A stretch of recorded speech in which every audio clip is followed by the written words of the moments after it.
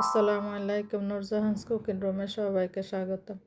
আজকে আমি বানাইম বিয়ের বাড়ির স্বাদে বোরহানি। আরে ঘরোয়া বানানো বোরহানি বিয়ের বাড়ির কিবা কিনা বোরহানির চেয়েও স্বাদ বেশি হয়। বিয়ের বাড়ির তেলালা খাওয়ান কিবা বিরিয়ানি, পোলাও, তেহারি খাওয়ার পরে এরকম এক গ্লাস বোরহানি খাইলে স্বাস্থ্যের জন্য ভালো। এখানে নিচে পরিমাণ মতো ধনিয়া পাতা, নিচে পুদিনা পাতা, আর নিচে এনে 2টা কাঁচামরিচ। আর কাঁচামরিচগুলো জাল বেশি দেয় দুগা দিচ্ছে, আপনার চাইলে আরও বেশি দিতে পারেন।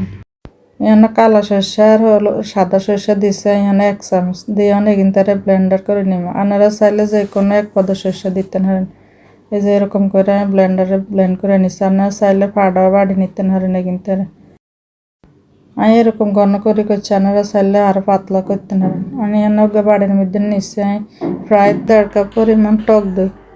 আপনারা কম বেশি নিতে পারেন, বেশি বানালে। টক দই কিন্তু আমি ভালো করে মিশাই লইম। এরকম একটা দিয়ে ভালো করে লাড়ি ছাড়িয়ে কিন্তু ফাটাই লম। এই ফাটাইনটা আস্তে আস্তে আপনারা কাজ করবেন।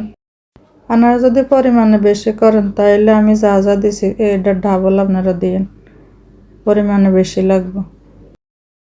এখন আমি টক দই কিন্তু ভালো করে হাঁটাই নিছি। নিয়ে এনে দিছি অনেক 2 টেবিল চামচের মতো চিনি। চিনি কিন্তু দইয়ের লগে ভালো করে মিশাইলে একের গলি জানতে ভালো করে মিশে মাইতে এনে চিনি দিছি। আপনারা চাইলে এনে চিনির গুঁড়াও দিতে পারেন কিংবা চিনির শিরাও দিতে পারেন। যেটা হাতের কাছে থাকে, যেটা রান্নার জন্য সুবিধা আপনারা সেটা দিতে পারেন। আমি আস্তে চিনি দিছি, দিয়ে ভালো করে গলত পর্যন্ত মিশিয়ে নিছি।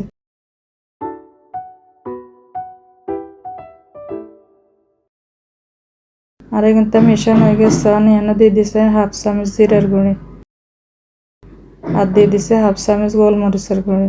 এনে কালোটা ব্যবহার করতে পারেন, সাদাটা করতে পারেন। আর দিয়ে দিছি এনে 1/2 চামচ বিট লবণ, আর দিয়ে দিছি এনে 1 টুকরা লেবুর রস।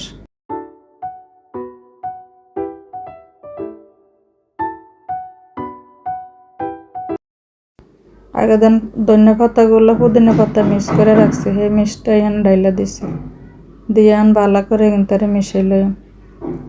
এভাবে একবার বাসায় বানিয়ে খাইছেন আর কোনো দিন দোকানের বোরহানি খাইবেন না, বারে বারে ঘরেরটাই বানিয়ে খাইবেন। আর ঈদে মেহমান আসলে এরকম যদি একবার বানিয়ে খাওয়ান, বারে বারে আমার হাতের বোরহানি খাইতে চাইবে।